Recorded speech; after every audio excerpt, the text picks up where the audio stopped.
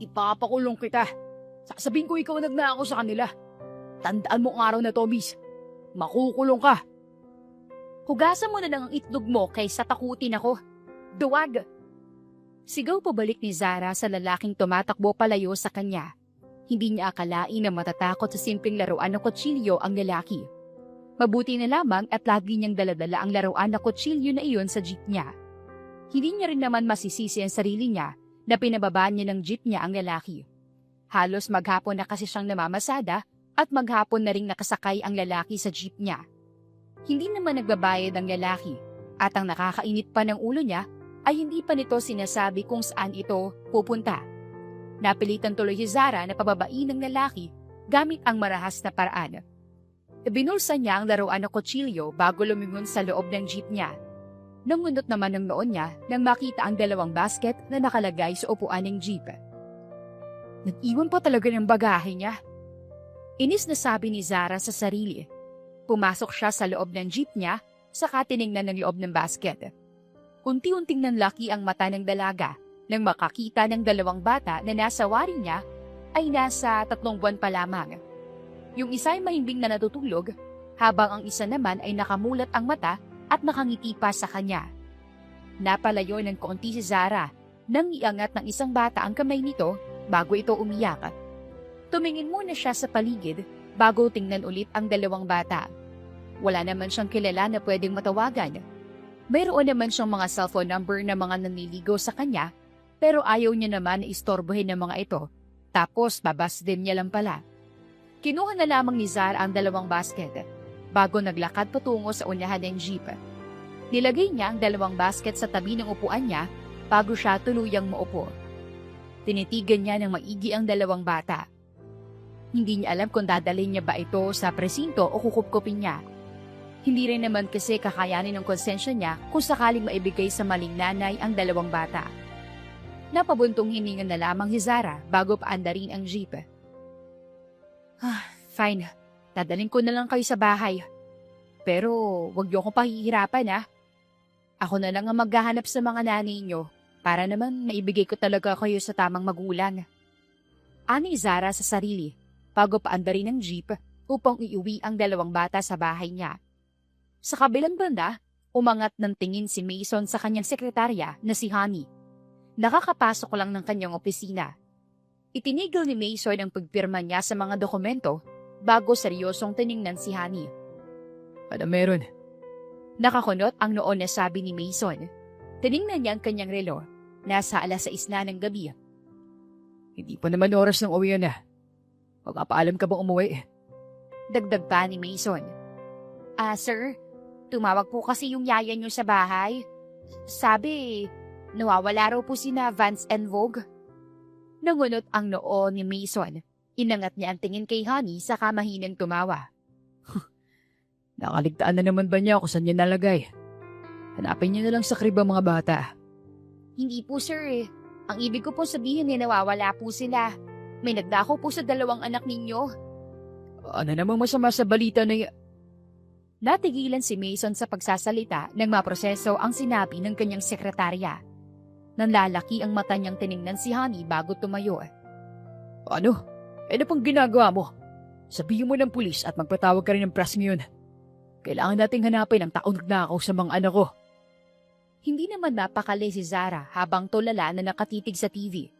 3:00 na ng madaling araw at wala nang palabas sa TV. Pero hindi niya ito pinapatay dahil ito lang ang tanging pampagising niya. Karga niya sa kabila ang braso niya ang pangambal na hindi na matigil sa pag-iyak habang hinihela niya. Kung alam niya lang nagigisingin pala siya ng kambal bawat oras, ay hindi na sana niya ito kinupkup. Tweet-tweet at sit-sit. Tigil na sa pag-iyak ko. Gusto ko na matulog. Napapikit na labang si Zara nang umiyak lalo ang dalawa. Hindi niya naman alam ang tunay na pangalan ng kambal, kaya naman pinangalanan niya na lang ito ng unang salitang pumasok sa isip niya. Wala namang gatas ang daddy ko. Pwede bang kape na lang ang inumin niyo? Inaantok na dagdag ni Zara, pero iyak lamang ang isinasagot ng kambal. Napabuntong hininga na lamang si Zara saka naupo sa kahoy niyang upuan. Tinignan ni Zara ang kambal. Pareho itong lalaki at sobrang gwapo kahit maliit pa. Litaw na litaw din ang matangos na ilong ng kambal. Nabaling ang tingin niya sa TV nang makarinig ng ingay mula rito. Nangunot ang noon niya nang makita ang kanyang ex-boyfriend sa TV. Uminit agad ang ulo ni Zara. Paano napunta sa TV ang baliw na yan? Di naman yan importante. Inis na sabi ni Zara. 1 taon na rin silang hiwalay ni Mason pero hindi pa rin siya makausad sa ginawa nito sa kanya. Aminado naman siya na mayaman si Mason at posibleng hindi siya nito pakasalan pero isang malaking insulto para sa kanya na pinagpalit siya nito sa isang foreigner na saksakan niyang pangit. Ano naman kayang pakulo ng lalaking to? Mahinang tumawa si Zara. Siguro, hihingi ito ng tawad sa akin, no? Hoy lalaki, hindi kita mapapatawad sa ginawa mo. Hindi na natapos ni Zara ang kanyang sasabihin nang marinig ang boses ni Mason. I am looking for my twin babies. Nawawalang mga anak ko at kailangan ko sila makita. Ang pangalan nila ay Vance and Vogt. Meron silang porcelas na nakasul na may nakaukit na logo ng kumpanya ko. Pakiusap. Handa akong magbayad ng kahit magkano kung may makakakita sa kanya. At sa taong kumuha sa kanya, umanda ka. Ipapakulong kita. Natameme si Zara sa narinig. Mabilis niyang tiningnan ng mga kamay ng kambal at napasinghap na lang siya nang makita ang pulseras na sinasabi ni Mason. Napatingin ulit siya kay Mason na nasa TV pa rin. Hindi niya akalain na sa 1 taon na iyon ay may anak na pala ang dati niyang kasintahan. Napalunok si Zara nang makaramdam ng kakaibang kirot sa dibdib niya. Agad niyang iniling ang kanyang ulo saka tiningnan ang 2 bata sa braso niya. Ibalik ko ba kayo sa papa niyo? Tanong ni Zara. Kung pwede lang na wag ibalik ang 2 bata kay Mason ay ginawa na niya. Kaso, ayaw naman niyang mapahamak siya o kaya naman makulong dahil lang sa galit niya sa mga ito. Napupuntong hininga na lamang si Zara. Sige na nga, ibabalik ko na kayo sa tatay niyo. Inis na sabi ni Zara sa masama pang tiningnan ng itsura ni Mason sa TV. Pagdating ng umaga, mabilis na nag-asikaso si Zara papunta sa kumpanya ni Mason. Labag iyon sa kanyang loob, pero binabaan na lang niya ang pride niya para sa 2 bata. Hindi tuloy siya nakapamasada ngayon dahil sa aasikasuhin niya. Nabaling ang tingin ni Zara sa 2 bata na nakalagay na rin sa basket. Naglakad siya palapit sa 2 bata at magsasalita na sana nang makarinig ng sunod-sunod na katok sa pintuan. Nangunot ang noo ni Zara. Wala naman siyang iaasahang bisita, kaya sino naman ang bibisita sa kanya ng ganoon kaaga. Naglakad na lamang siya palapit sa pintuan sa kabinuksan ito. Pero laking gulat niya nang makita ang 5 pulis sa harapan ng bahay niya. Sumama po kayo sa amin sa presinto. Bungad sa kanya ng isang pulis. Po? Bakit? Kunot noong tanong ni Zara. Meron po nakapagsabi sa amin na narito raw ang kambal ni Mr. Mason Valle. Kayo po ang itinuturong suspect ng mga kapitbahay ninyo. Kaya naman sinampahan na po kayo ni Mr. Mason ng kaso. Ano? Hoy ikaw, kahit naman jeepney driver ako, hindi ako kidnap. Hindi natapos ni Zara ang kanyang sasabihin nang senyasan ng pulis ang mga kasama nito na pumasok sa kanyang bahay. Hindi niya na napigilan ng mga pulis dahil dire-diretso ang mga ito na pumasok sa bahay niya. Napasingap si Zara nang makita ang isang pulis na hawak na ang 2 basket kung saan nakalagay ang 2 bata. Hayaan niyo ako magpaliwanag. Hindi ko sila kinid. Sa presinto na lang po kayo magpaliwanag. Tara na po. Napangiwi si Zara nang pusasa ng isang pulis ang kanyang palapulsuhan. Masama niyang tiningnan ng iba pang pulis na kinutulak siya. Kung kaya niya lang manampal, ay ginawa na niya. Napabuntong hininga na lamang si Zara nang itulak siya ng isang pulis sa loob ng pangpulisyang sasakyan.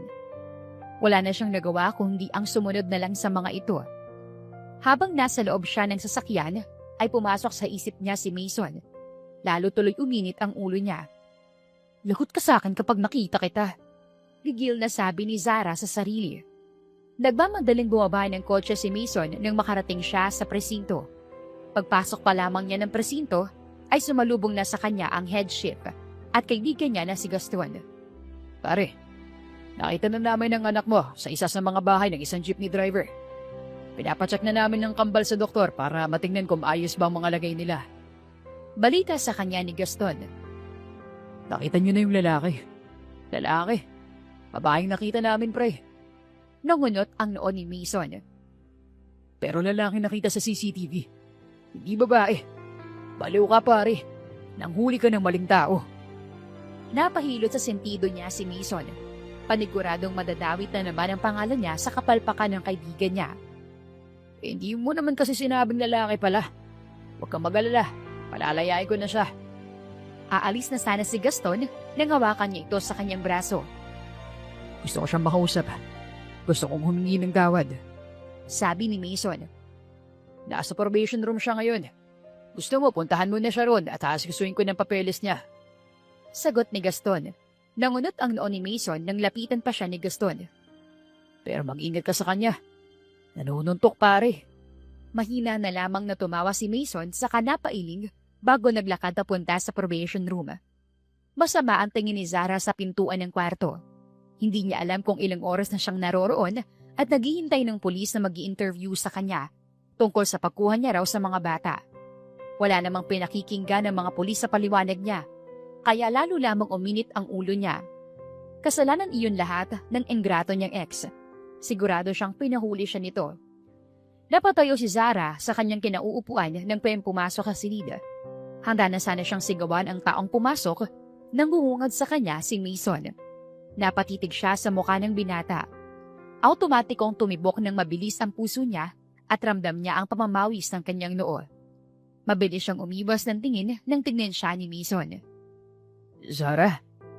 Napairap si Zara bago kinuyom ang kamao.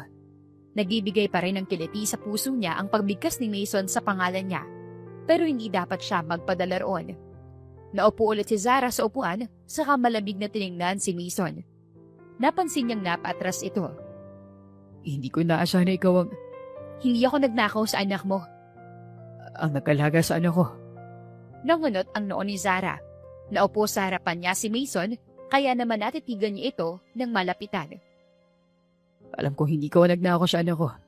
Pasensya na. Alam mo naman pala, bakit mo pa ako pinahuli?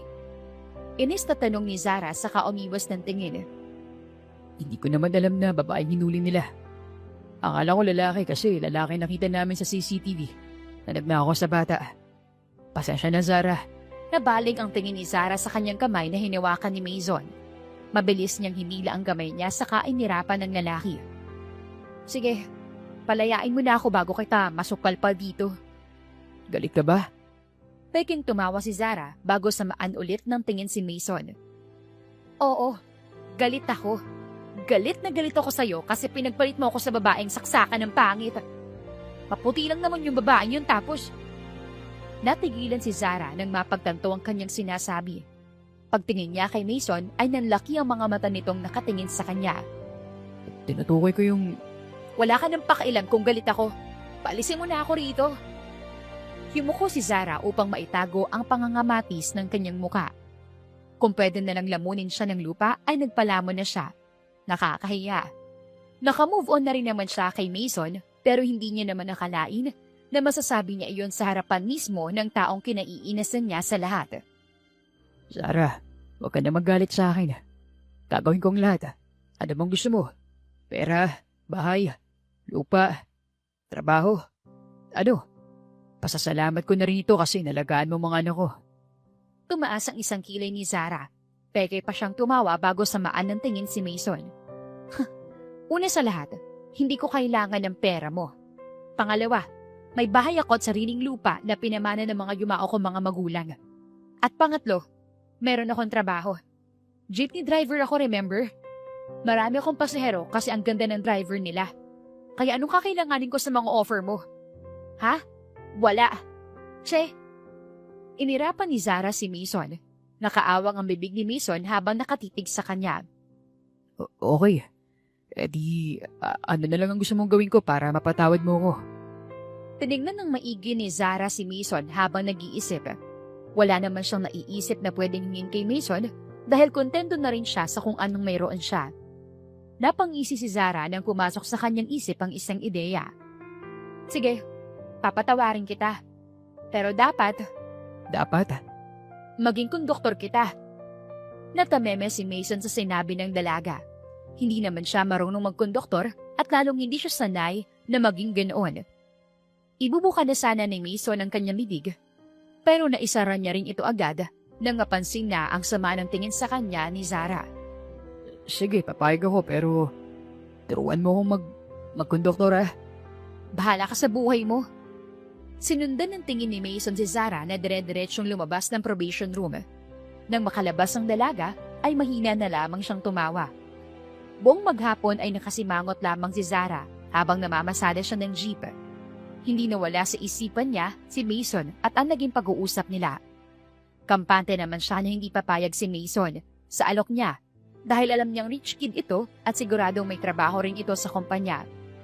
Itinuon na lamang ni Zara ang atensyon sa kanyang trabaho bilang jeepney driver upang makalimutan kahit saglit ang ex-boyfriend niya.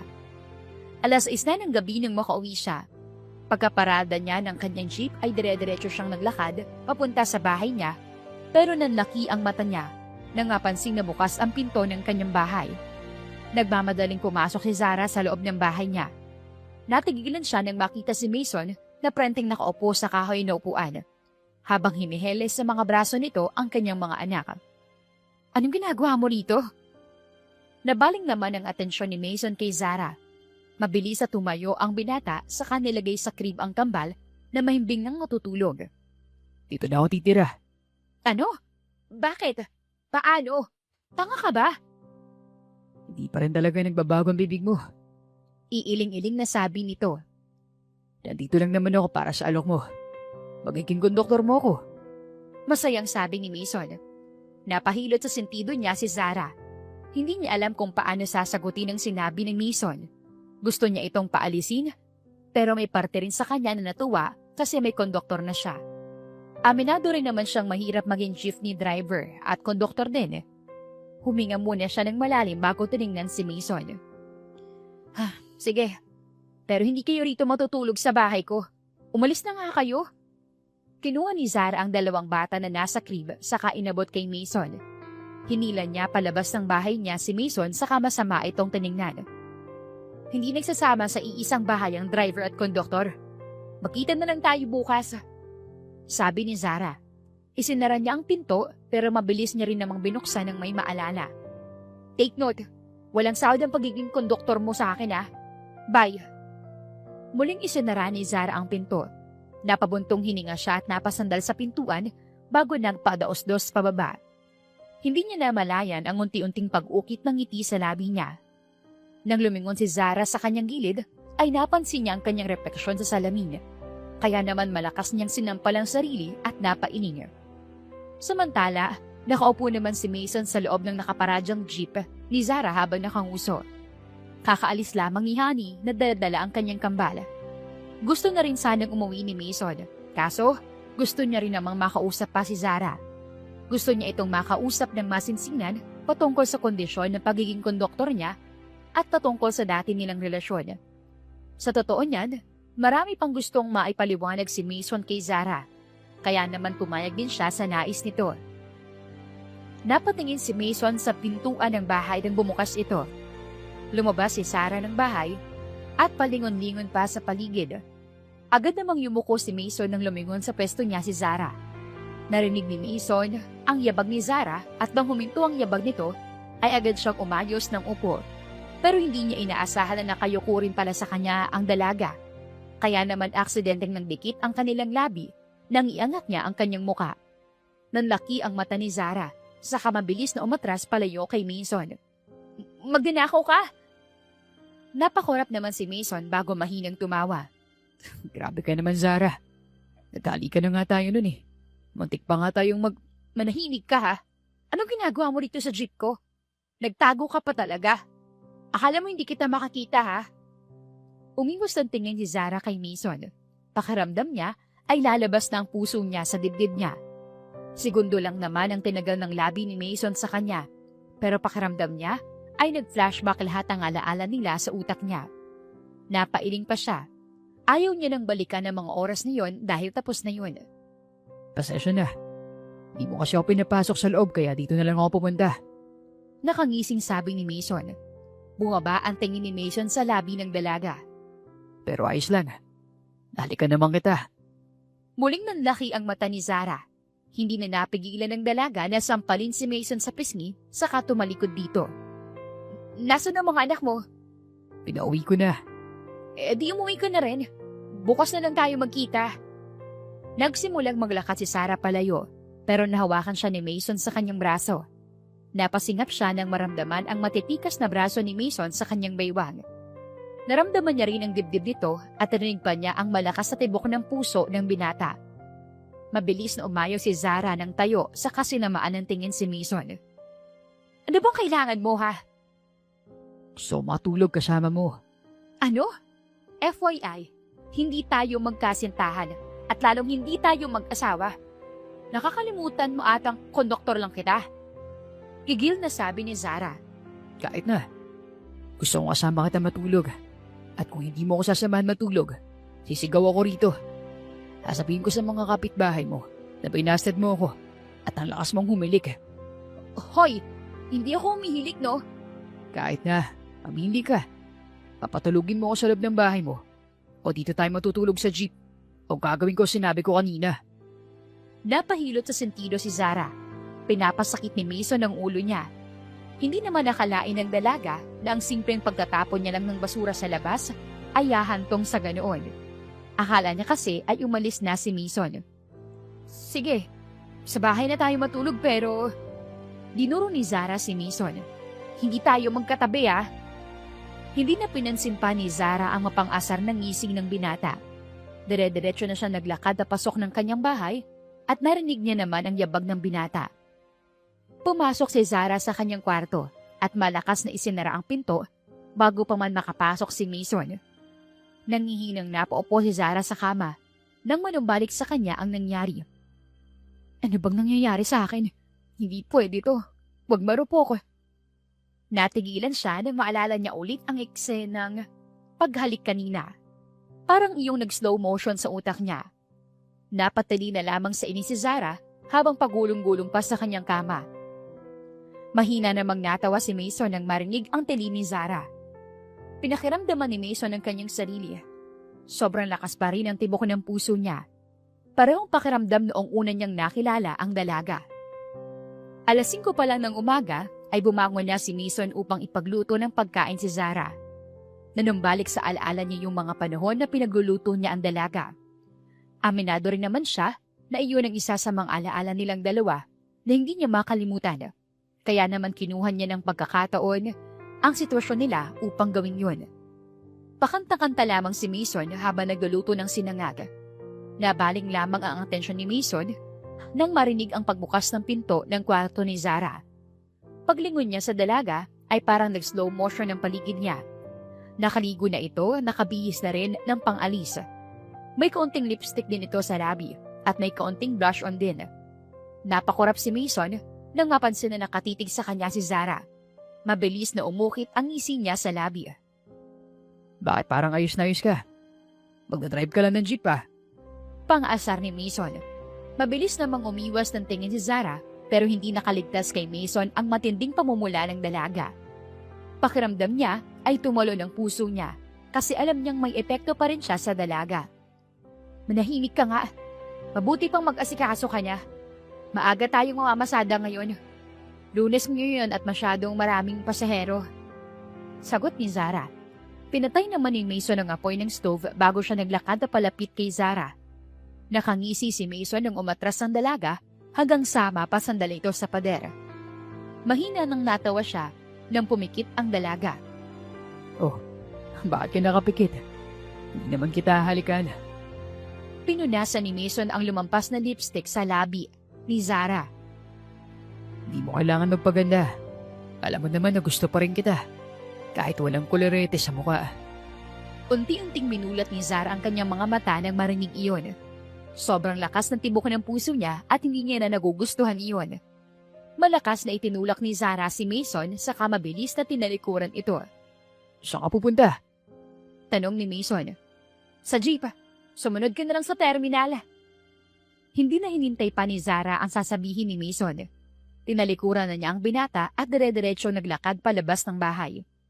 Sa kabilang banda, napabuga ng hangin si Mason. Nakaramdam siya ng kurot sa dibdib niya dahil sa inakto ni Zara. Iniling na lamang niya ang kanyang ulo bago tumingin sa kanyang hinandang pagkain na hindi na nila makakain ni Zara ng sabay. Tulala lamang si Zara habang nakasandal sa jeep niya. Kanina pa siyang pinupuri ng mga kapwa niyang jeepney driver dahil sa panibagong ayos niya. Hindi niya maintindihan ang sarili. Gusto niya lang magayos para maging presentable. Pero aminado siyang gusto niyang magayos para kay Mason. Napakurap si Zara nang marinig ang isang mahinang tikim. Pag-angat niya ng tingin ay nakita niya si Mason na nakasando at pants lang. Litaw na litaw ang biceps nito at napapansin niya na pinagtitinginan si Mason ng ibang tao. Biglang uminit ang ulo niya kaya naman pasimple niyang sinamaan ng tingin ang mga babaeng nakatitig kay Mason. Natigilan lamang siya nang marinig ang mahinang tawa ng binata. Hayaan mo lang sila. Hindi naman nila mahahawakan eh. Sabi ni Mason. Sinamaan ni Zara ng tingin ang binata. Gusto ba nitong pinagtitingin na ng ibang tao? Dapat pala ay hindi niya nalang isinama si Mason at ginawa niya nalang kasambahay kaysa konduktor. Zara. Tumaas ang isang kilay ni Zara nang tawagin siya ni Mason. Bakit? Inis na tanong niya. Kung pwede lang alisin ang mukha ni Mason para hindi natingnan ng ibang tao, ay ginawa na niya. Dadalang kita ng pagkain. Di ka pa kumakain eh. Tinignan muna saglit ni Zara si Mason bago padabog na kunin ang pagkain. Pumasok siya sa kanyang jeep sa kabinuksan ng Tupperware na may laman na pagkain. Naamoy agad niya ang sinangag at itlog na niluto ni Mason. Lumingon siya kay Mason. Nakatayo ito sa labas ng jeep at kung may dumadaan na pasahero, ay inaaya agad ni Mason sa jeep. Mahinang natawa na lamang si Zara bago isinubo ang pagkain na dala ng kanyang dating kasintahan. Buong maghapon ay naging abala sila sa pamamasada. Naging malakas ang kita ni Zara kasi may konduktor siyang pogi na siya nakakakuha ng pasahero, lalo na ng mga dalaga. Hindi alam ni Zara kung matutuwa ba siya kasi malakas ang kita o maiinis siya kasi nakikita niya mismong pinagnanasaan ng iba si Mason. Pagdating ng gabi, 5 pasahero na lang ang mayroon sila. Sakto lamang ang pagmamaneho ni Zara habang patingin-tingin sa rearview mirror. Napansin niya kasing iyon, isang lalaki na kanina pang nakatitig sa isa sa mga babaeng pasahero niya. May problema ba? Tanong ni Mason nang mapansin ang pagiging balisa ni Zara. Mason, masamang kutob ko sa lalaking nasa dulo ng jeep. Diretsong sabi ni Zara. Bakit naman? Hindi ko alam. Parang may mali eh. Huminga ng malalim si Zara. Pilit niyang kinakalma ang kanyang sarili pero hindi niya magawa. Napapitlag siya nang hawakan ni Mason ang kanyang kamay na nasa manibela. Nandito ako. Huwag kang mag-alala. Nakangiting sabi pa ni Mason. Hindi na sumagot pa si Zara at ipinagpatuloy ang pagmamaneho. Ilang minuto pa ay nagulat na lamang siya nang maramdaman ang malamig na metal sa kanyang leeg. Itigil mo ang jeep o papatayin kita. Mabilis na napapreno si Zara. Automatic kong bumilis ang tibok ng puso niya. Pagtingin niya sa kanyang gilid ay nakita niya si Mason na hawak na rin ang isa sa mga kasama ng lalaki. Habang ang ibang pasahero niya ay nagsibabaan na ng jeep. Ano bang kailangan nyo? Pera? Ibibigay ko. Sabi ni Mason. Mahinang tumawa ang lalaki. Alam mo naman pala eh. Ibigay mo na. Bitiwan mo muna kami. Hindi na natapos ni Mason ang kanyang sasabihin nang idikit lalo nito ang kutsilyo sa kanya. Hindi ka namin bibitawan hanggat hindi mo binibigay sa amin ng pera. Sigaw ng isa pang lalaki. Wala kaming pera. Kung hindi mo kami bibitawan, ipapakulong kita. Gigil na sabi ni Zara. Napangiwi siya na maramdaman ang dulo ng kutsilyo sa kanyang leeg. Bitiwan mo si Zara. Ipapakulong ko kayo. Nagingit-ngit ang ngipin ni Mason nang makita ang dugo mula sa leeg ni Zara. Sinamaan niya ng tingin ang dalawang holdapper. Jeepney driver lang kayo. Paniguradong hindi ko ipapaniwalaan ng korte.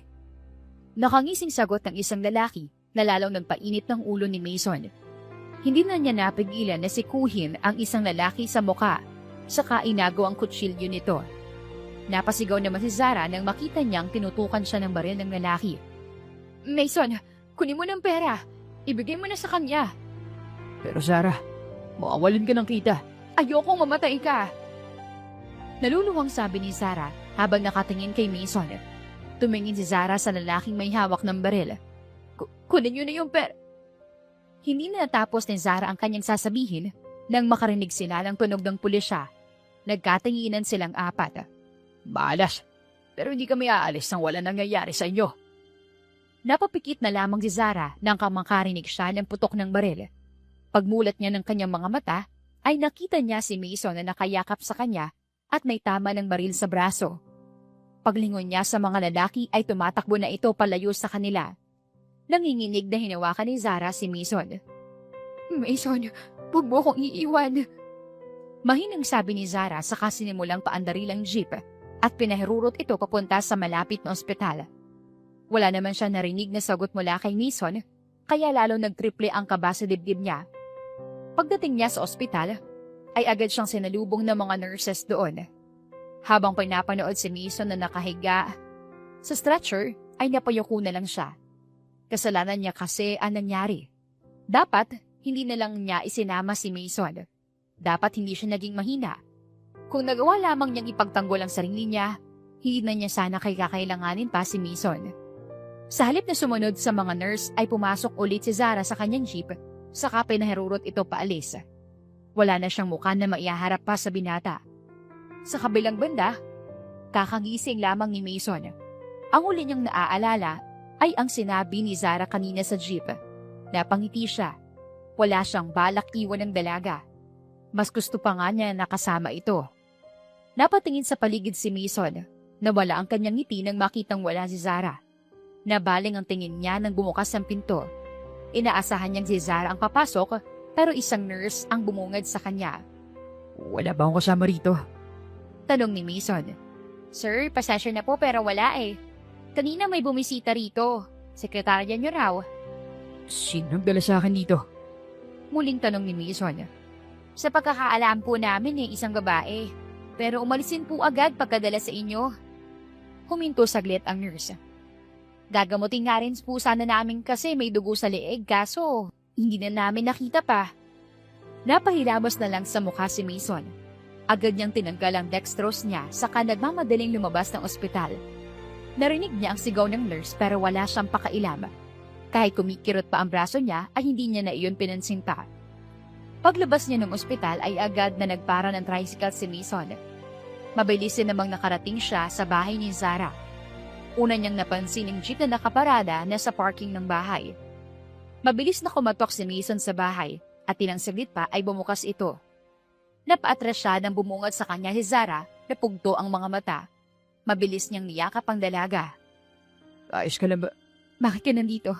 Dapat nasa ospital ka. Pero gusto kita makita. At saka may sugat ka sa leeg. Wala ka nang pakailam dun. Ginamot ko ng sarili ko. Tsaka sino ka ba ha? Hindi naman kita kaano-ano. Kaya umalis ka na rito at huwag ka nang babalik pa. Malamig na sabi ng dalaga. Napaatras si Mason nang pabagsak na isinara ni Zara ang pinto. Napayuko na lang siya. Ano naman bang ginawa kong mali? Mahinang sabi niya sa sarili, kasabay ng pagtulo ng isang luha mula sa kanyang mata. Nakatulala lamang si Zara habang nakasandal sa pinto. Hindi niya alam kung ilang oras na siyang naroon. Patuloy lamang sa pagtulo ang luha niya. Hindi niya maiwasang sisihin ang sarili niya sa nangyari. Hindi niya rin maintindihan ang sarili kung bakit ganoon ang epekto ni Mason sa kanya.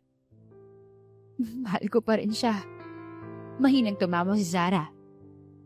Kahit kailan, hindi pala ako nakausad sa kanya. Naiiyak na dagdag niya pa. Umayo siya ng tayo sa kabinuksan ng pinto. Pagtingin niya sa labas ay wala ng tao. Napabuntong hininga na lamang siya hanggang sa mapatingin siya sa kanyang jeep. Kahit madilim ay alam niyang may tao. Kaya naman naglakad siya papalapit doon. Napasingap si Zara nang makita si Mason na mahimbing na natutulog sa driver's seat. May bakas pa ng luha sa pisngi nito. Hinuwakan ni Zara ang pisngi ng binata. Para nakikipagkarera ang puso niya sa bilis. Napaatras siya nang hawakan ni Mason ang kamay niya sa pisngi ng binata. Hihilahin na sana ni Zara ang kanyang kamay nang umayos ng upo si Mason saka seryoso siyang tiningnan. Galit ka ba sa akin? Ano? Bakit mo naman naisip yan? Umiwas ang tingin si Zara. Napatingin lang ulit siya kay Mason nang hawakan ng binata ang kanyang baba, saka pinaharap sa kanya. Kasi hindi mo ko pinapansin. May mali ba ako nagawa? Wala. Yumuko si Zara. Ako may maling nagawa. Kasi ako dahilan kung bakit nabaril ka. Zara, hindi ko pinagsisisihan yun kasi naligtas kita. Hinalikan ni Mason ang likod ng palad niya. At handa akong ibigay ang buhay ko para sa'yo. Kaya wag mo sisihin ang sarili mo, Z. Napatitig si Zara kay Mason. Iyon ang pangalan na madalas na itawag sa kanya ni Mason noong magkasintahan pa lamang sila. Bakit mo ba ito ginagawa? Diretsyong tanong ni Zara. Napayoko naman si Mason. Alam niya sa kanyang sarili na mahal pa niya si Mason. At kahit kailan, hindi nawala ang pagmamahal na iyon sa kanya. Kaya naman masaya siya doong pinagtagpo ulit sila ng tadhana. Kasi mahal kita. Mahal mo ko? Kung mahal mo ko, hindi mo ko iniwan noon. Mali ka. Ikaw ang iwan sa ating dalawa, Zara. Naaalala mo ng mga panahon na gusto ko magpaliwanag pero tinataboy mo ako. Ano ba pa kasing ipapaliwanag mo? Malino sa akin na niloko mo ko. Hindi kita niloko. Huminga ng malalim si Mason. Totoo niyan. Noon, pinagkasundo ko ng magulang ko sa isang foreigner.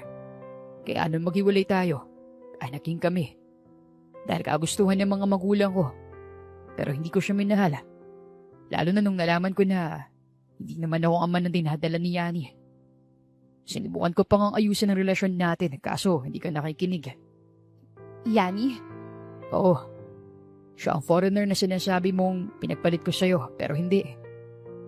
Kasi kahit kailan, hindi ka napalitan ng puso ko. Iniwan na rin ako ni Yani para sa ibang lalaki. At wala na rin akong pakialam sa kanya. Iyong kambal. Anak sila ni Yani sa ibang tao. Pero iniwan sa akin ni Yani nung sumama siya sa ibang lalaki. Naawa ako sa kambal kaya kaysa ipaampun sila, ay ako na lang ang nag-alaga. Napayuko na lamang si Zara. Napagtanto niya na may mali rin pala siya sa nangyari. Siguro, kung pinakinggan niya noon si Mason, baka magkasintahan pa rin sila hanggang ngayon. Matapid na ngumiti siya. Pasensya na. Ayos lang, Zia. Mahal naman kita eh. Natulala si Zara sa sinabi ni Mason. Sa halip na sagutin ito, ay umiwas na lamang siya ng tingin. Nabaling lang ang ulit ang tingin ni Zara sa binata nang tumawa ito. Oo na, mahal mo rin ako. So ano, tayo na ulit ah. Ewan ko sa'yo. Napairap na lamang si Zara bago tinalikuran si Mason. Narinig pa niya ang pagtawag ng binata sa kanya pero hindi niya pinansin ito. Mahinang tumawa si Zara nang maalala ang sinabi ng binata. Mahal din kita, Mason. Sabi niya sa sarili. Magmula ng araw na iyon ay lagi nang magkasama ang dalawa. Halos tumira na rin si Mason sa bahay ni Zara kasama ang kambal nito. Para silang pamilya kung umakto at aminado naman si Zara na kinikilig siya sa tuwing may nagsasabi sa kanila ng ganoon. Pakiramdam niya ay bumalik sila sa dati ni Mason, pero may anak nga lang nakasama. Sa kabilang banda, sa bawat araw na lumilipas ay lalong pinaparamdam ni Mason kay Zara na mahal niya ito. Aminado si Mason na gusto niyang maibalik sa dati ang relasyon nila, pero nirerespeto pa rin niya ang relasyon ng taong mahal niya. Isang araw, habang nakaupo si Zara sa kahoy na upuan at karga si Von, ay napatingin siya sa taong papasok lang ng bahay. Nasaan si Vance? Agad na tanong ni Mason. Napangiti siya nang mabaling ang tingin kay Vance na mahimbing na natutulog sa crib. Ang sipag naman ni Mommy. Pag-ibiro ni Mason na ihirapan naman ng dalaga. Kamustang pamamasada? Tanong ni Zara. Sa isang linggo, 2 beses na mamasada si Mason. Inalok niya lamang naman ito kay Zara kasi ayaw niyang mapagod ng masyado ang dalaga. Dati lang, pinagkakaguluhan pa rin. Yabang? Nakangiting sabi ni Zara. Itinuon na lamang niya ang atensyon niya sa paghele kay Von hanggang sa makarinig sila ng katok sa pintuan. Nagkatinginan sila ni Mason. May inaasahan ka bang bisita? Kunot noong tanong ni Mason. Wala naman. Ako na lang magbubukas. Pumunta ka na sa kusina at magluto. Utos ni Zara bago tumayo. Nagulat pa ang dalaga nang halikan siya ni Mason sa pisngi. Napailing na lamang siya bago siya naglakad papunta sa pinto saka binuksan ito. Unti-unting nawala ang ngiti sa labi ni Zara nang makita ang taong nasa labas ng bahay niya. Good afternoon. I am Yani. May I talk to my mason, please? Ani Yani na ikinakunot at ikinainit ng dugo ni Zara. Samantala, kakatapos lamang magluto ng ulam ni Mason, nakangiti niyang dinala sa sala ang pagkain para sana kay Zara. Pero halos bumagsak ang mga panga niya nang makita si Yani na nakangiti kay Zara habang masama naman ang tingin ni Zara sa kanya. Natatarantang nilapag ni Mason ang pagkain sa mesa na nasa sala sa kakunot noong tiningnan si Yani. What are you doing here? May bahid na inis na sabi ni Mason. Tumingin si Yani sa dalawang bata sa kay Mason. Nandito ako para kunin ang mga anak ko. At ikaw, Mason. Ani Yani. May accent pa ang pagkakatagalog nito. Naikuyom naman ni Zara ang kanyang kamao. Ang sarap suntukin ng taong nasa harapan niya. Just kidding. I am here to take a vacation and to visit my kids. You know, Mason, I am sorry for leaving my kids, but I don't really love you anymore. Therefore, I left my kids to you. Para naman may memories ka sa akin. Umigting ang panga ni Zara. Inis niyang tiningnan ang kamay ni Yani na nakahawak sa kamay ni Mason. Tumikim naman si Mason saka inalis ang kamay ni Yani sa kanya. Umalis ka na. Mariing sabi niya. Bakit? Umalis ka na kasi ayaw ka tarito. Mataray na sabat ni Zara. Tumaas ang isang kilay ni Yani. Who is she? Yaya mo? Lalong sumama ang tingin ni Zara kay Yani. Susugurin niya na sana ang babae nang hawakan ni Mason ang kanyang kamay. She is my ex-girlfriend. Siya may-ari ng bahay na to. Kaya siya rin na magdedesisyon kung mananatili ka rito. Nangunot ang noo ni Zara sa sinabi ni Mason. Sinamaan niya ng tingin ng binata. Ang pangit kasi ng term na ex-girlfriend. Bakit hindi na lang sinabi na ka-mutual relationship siya nito? Napairap na lamang si Zara bago padabog na tumayo at ibinigay si Von kay Mason. Oh, an ex-girlfriend. Wala namang espesyal doon. Pang-asar ni Yani. Ano bang gusto mo mangyari, ha? Tanong ni Zara. I want to be with my kids. Kahit ngayong araw lang. Please. Tinignan ni Zara si Yani. Kumukulo ang dugo niya sa babae. Pero hindi niya naman masisikmurang hindi ito pagbigyan na makasama ang mga anak niya. Napaikot na lamang siya ng mata bago tinignan si Mason. Samahan mo na yan. Ikaw nang bahala mag-asikaso. Pasok lang ako sa kwarto. Dire-diretso naglakad si Zara papunta sa kwarto niya, pero natigilan siya nang mahumawak sa kanyang kamay. Paglingon niya ay nakita niya si Mason na nakatitig sa kanya. Zara, pwede ko naman siyang paalisin kung ayaw mo. Hinawakan ni Zara ang kamay ni Mason saka pekeng ngumiti. Mason, anak niya ang kambal. Saka ngayong araw lang naman pagbigyan mo na. Hindi na hinintay pa ni Zara na sumagot si Mason. Inalis niya ang kamay ng binata sa kanya, saka pumasok siya sa kanyang kwarto. Malakas niyang sinara ang pinto bago padabog na nahiga sa kama. Pasalamat talagang babaeng yan. Dahil maawain ako, kasi kung hindi, suntok ang abot niya sa akin. Higil na sabi ni Zara. Buong maghapon ay nakakulong lamang si Zara sa kanyang kwarto. May mga pagkakataon na pumapasok sa kwarto niya si Mason para hatiran siya ng pagkain. Pero hindi iyon nakakapagpabawas ng inis niya. Umiinit din ang dugo niya kay Yani, lalo na sa tuwing lalabas siya ng kanyang silid, ay utusan siya nito na para bang isang katulong. Sa kabutihang palad, pinapunta ni Mason ang yaya ng kambal sa bahay niya. Kaya naman iyon na ang napag-utos-utusan ni Yani. Pagdating ng 6:00 ng gabi, nakasimangot pa rin si Zara habang nasa hapagkainan sila. Nagtatawanan si Yani at Mason habang nakatingin sa kambal na tumatawa rin. Hindi maiwasang kumirot ng dibdib ni Zara. Para kasing isang masayang pamilya si Yani at Mason. Zara, pwede mo ba kami ikuha ng tubig? Nakangising utos ni Yani. Sinamaan siya ng tingin ni Zara bago padabog na tumayo. Nangunot naman ang noon ni Mason. Wala, bahala ka sa buhay niyo. Wala na ako ng gana. Malamig na tiningnan ni Zara si Mason bago talikuran ang mga ito. Naiinis siya na nasasaktan sa nakakita. Pakiramdam niya ay sampid lang siya kay Mason. Sa kabilang banda, mabilis namang tumayo ang binata pero nabaling ang tingin niya kay Yani nang pigilan siya nito. Where are you going? Susundan mo ang babaeng yon? Come on, ex-girlfriend mo na siya. Hindi ko nga alam na nandito ka sa bahay ng ex-girlfriend mo. Sabi ni Yani. Siguro naghahanap ka ng babaeng ikakama mo at na mismong babaeng yon. Come on, Mason. Maraming bayaran dyan sa labas. Sa kanila na lang kaysa sa ex-girlfriend mo. Baka mag-assume yan na mahal mo pa siya. Masamang tinignan ni Mason si Yani. Zara is not just my ex-girlfriend. She is my greatest love. Kaya pwede bang manahimik ka na lang at alagaan ang mga anak mo? Para man kahit minsan maging mabuti kang ina. Gigil na sabi ni Mason. Marahan niya pang inalis ang kamay ni Yani sa kanyang braso, saka naglakad papunta sa kwarto ni Zara. Pagpasok ni Mason sa kwarto nito, ay naabutan niya itong nakahiga sa kama at yakap ang isang unan. Napabuntong hininga siya. Kumirot ang dibdib niya kapag nakikita nga malungkot si Zara. Zara, Tawag ni Mason sa dalaga. Naalimpungatan naman si Zara nang marinig ang boses ni Mason. Lumingon siya sa kanyang paligid. Ginagawa mo rito? Pumalik ka na sa labas. Ayoko nandito ka. Ani Zara. Tatalikod na sana siya nang hilahin siya ni Mason, saka niyakap siya sa baywang. Nahigit ni Zara ang kanyang hininga nang tumibok na naman ang mabilis ang puso niya. Sobrang lapit din ang mukha nilang dalawa ni Mason.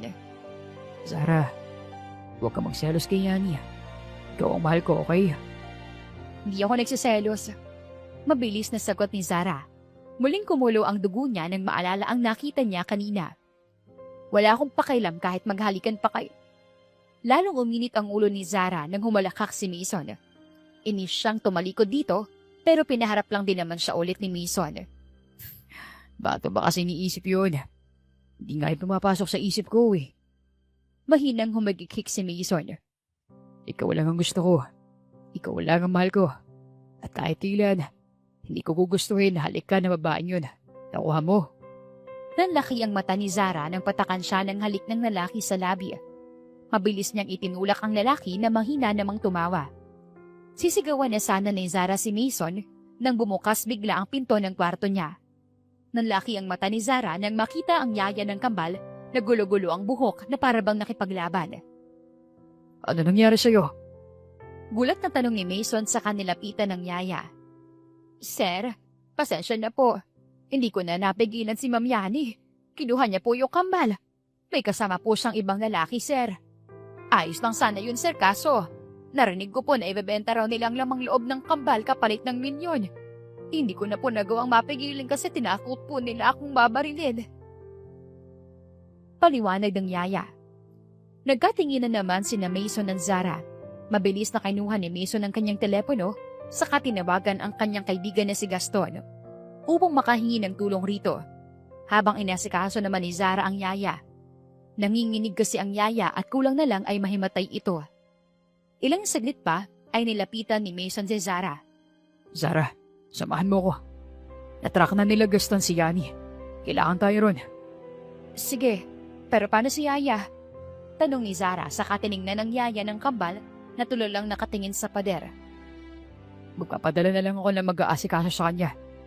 Sa ngayon, kailangan nating magmadali. Ayoko naman na patay na maabutan natin ang kambal. Umigting naman ang panga ni Zara sa narinig. Kumuyong ang kanyang kamao upang pagilan ang sarili na manuntok dahil sa inis niya kay Yani. Nanguna nang maglakad si Zara palabas ng bahay, saka dire-diretsong sumakay ng jeep. Pagtingin niya sa kanyang kanan ay nakita niya si Mason na titig sa kanya. Saan ang address? Tigil na tanong ni Zara. Hindi na siya makapaghintay na sampalin si Yani. Sa isang abandonadong bahay sa Agnes Street. Saglit na huminto si Mason. Zara, tumingin siya kay Mason. Bakit? Mahal kita. Mahinang tumawa si Zara. Pilit niyang binaliwala ang kiliti sa kanyang dibdib. Ngayong oras ka pa talaga nagsabi niyan pero... Sige, mahal din kita, Mason. Kapag natapos na to, magsisimula na ulit tayo. Hindi bilang konduktor at driver. Hindi bilang dating magkasintahan. Kundi bilang bago magkarelasyon. Dagdag ni Mason. Napairap naman ang dalaga. Nakangiti niyang hinalikan sa labi ang binata. Oo naman, kaya dapat lang na mag-ingat tayong dalawa. Ani Zara bago pa andarin ng jeep at ipinarurot ito ng mabilis papunta sa kinaroroonan ni Yani. Mabilis na nakarating sina Zara at Mason sa abandonadong bahay. Agad damuwaba sila. Nangunot ang noon ni Mason nang mapansin ang ibinulsa ni Zara. Kutsilyo ba yan? Tanong ni Mason. Peking kutsilyo, pampatakot lang. Nakangising sabi ni Zara. Huwag kang mag-alala. Ilalabas ko lang to kung sakaling kailangan na. Dagdag pa niya. Muling naunang maglakad si Zara papasok sa abandonadong bahay. Maliit ang bahay na iyon at gawa sa semento.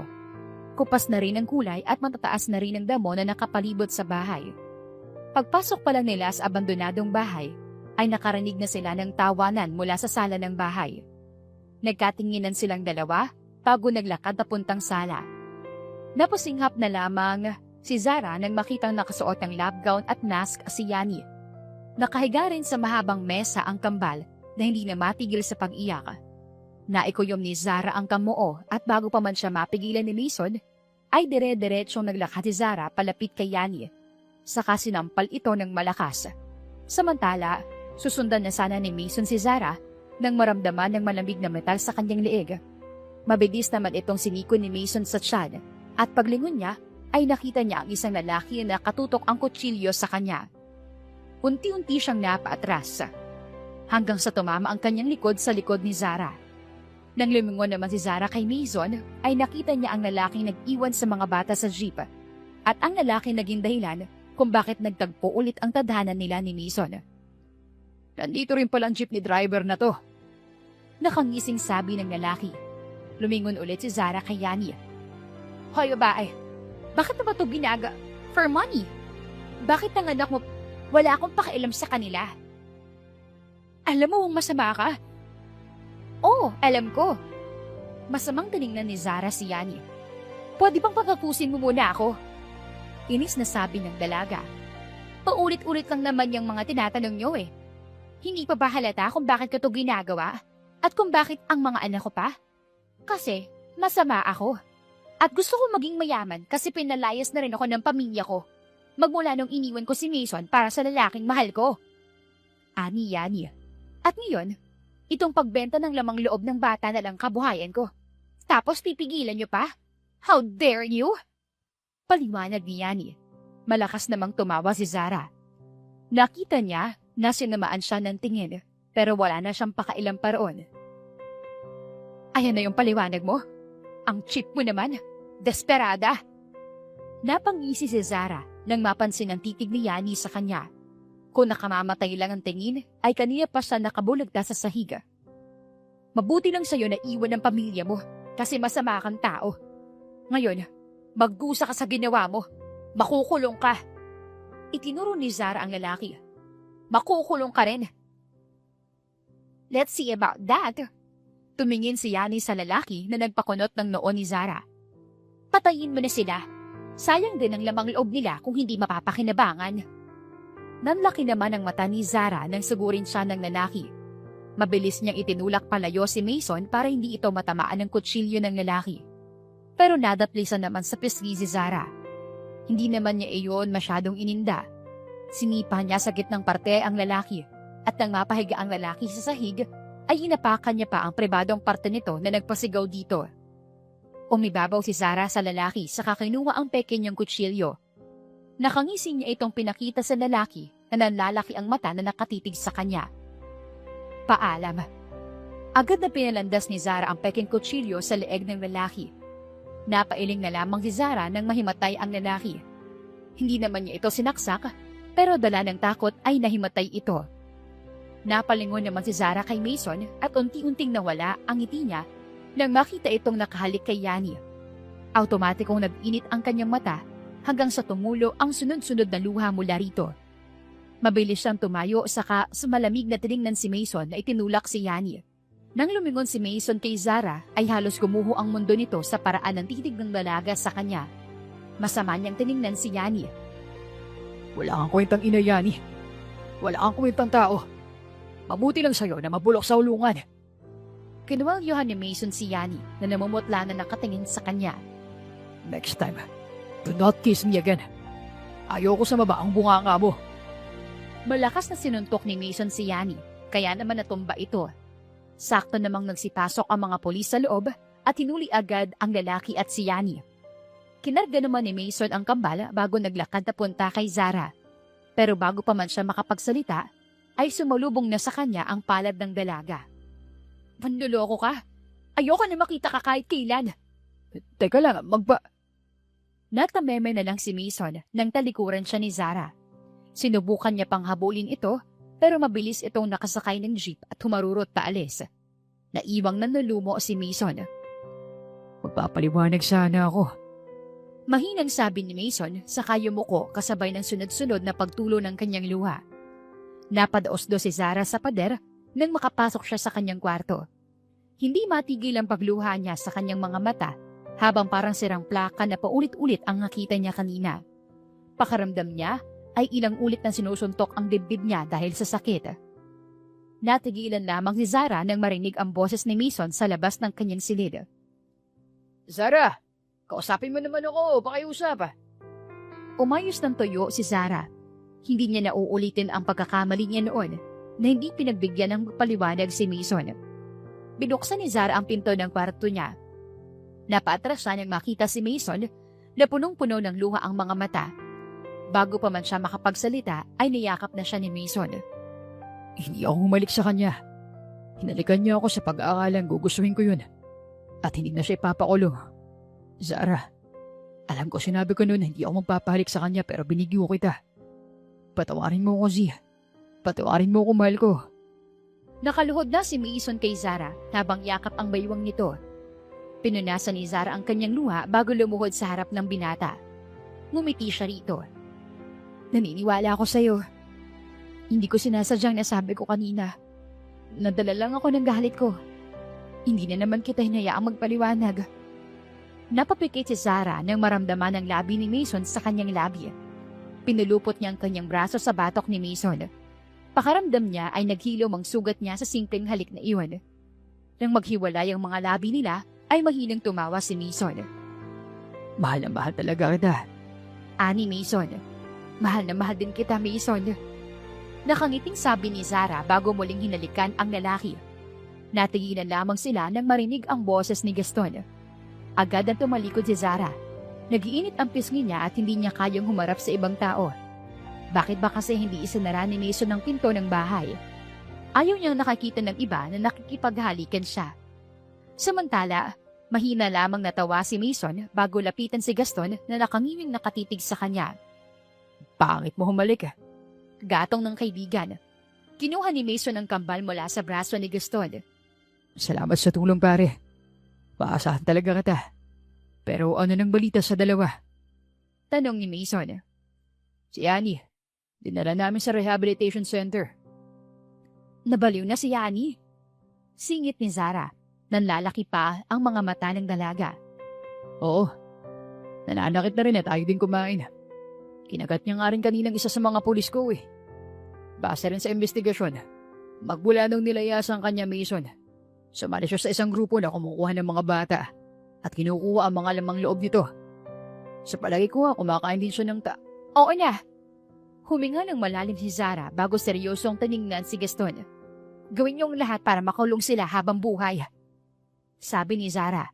Sumaludo naman si Gaston bago nakangising tumingin kay Mason at kay Zara. Sige na, kumuha na kayo ng anak ninyo.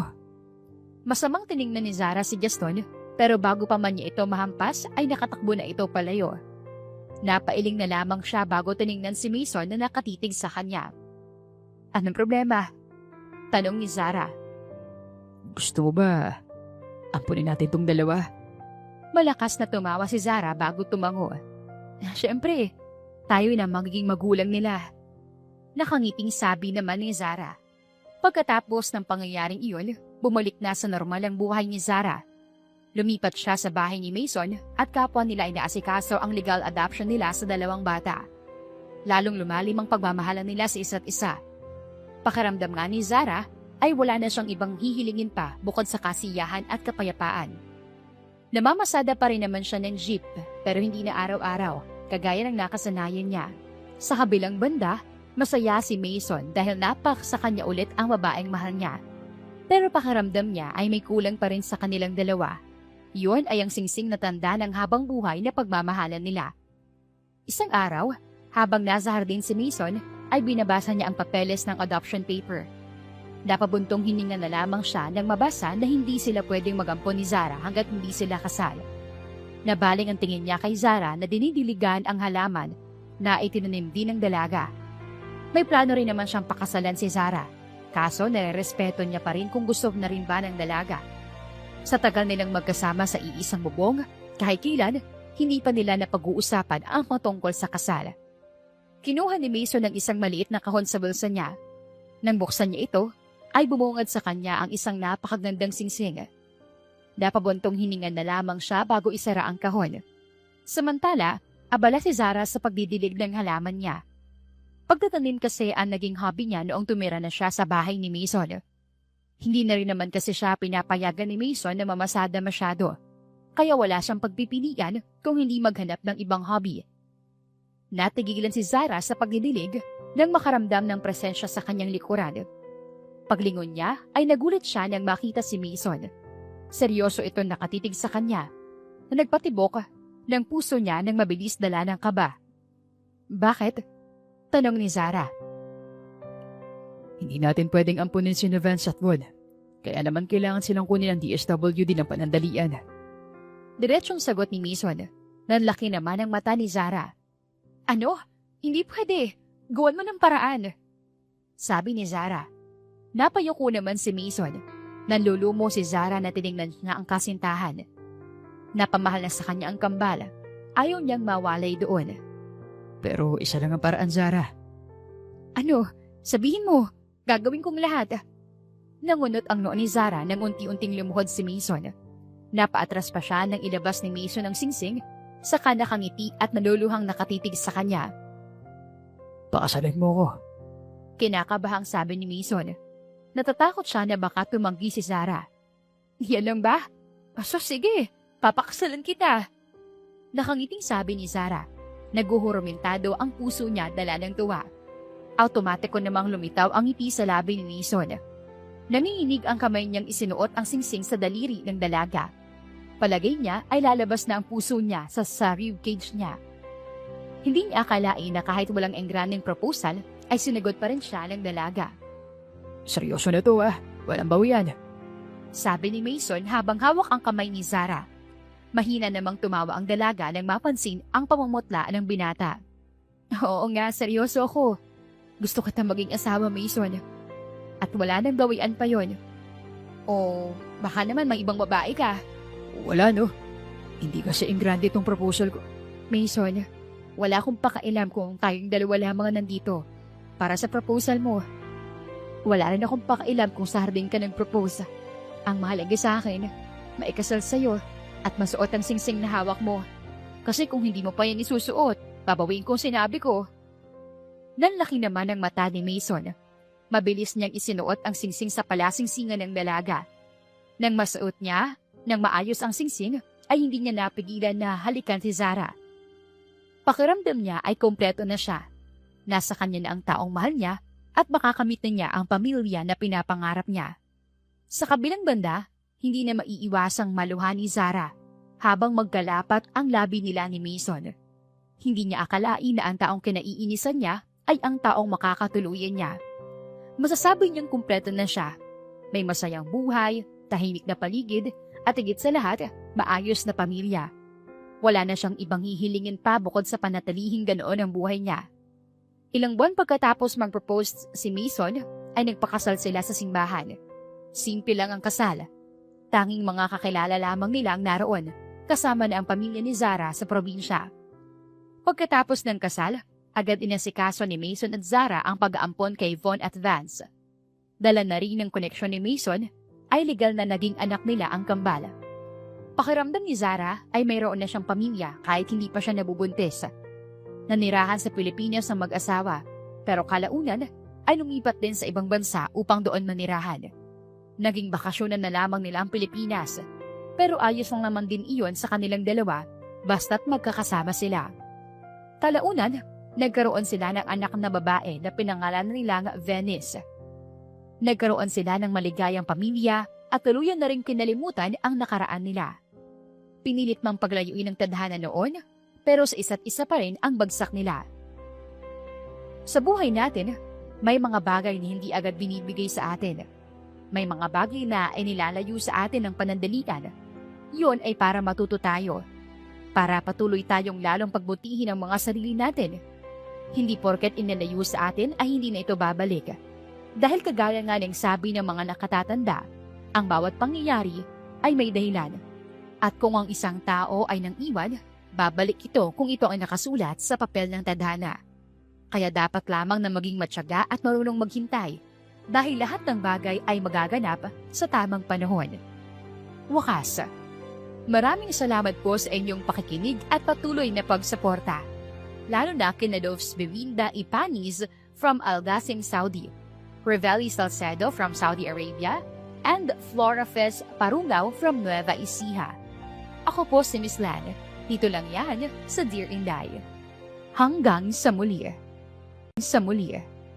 Sa muli. Sa muli. Sa muli.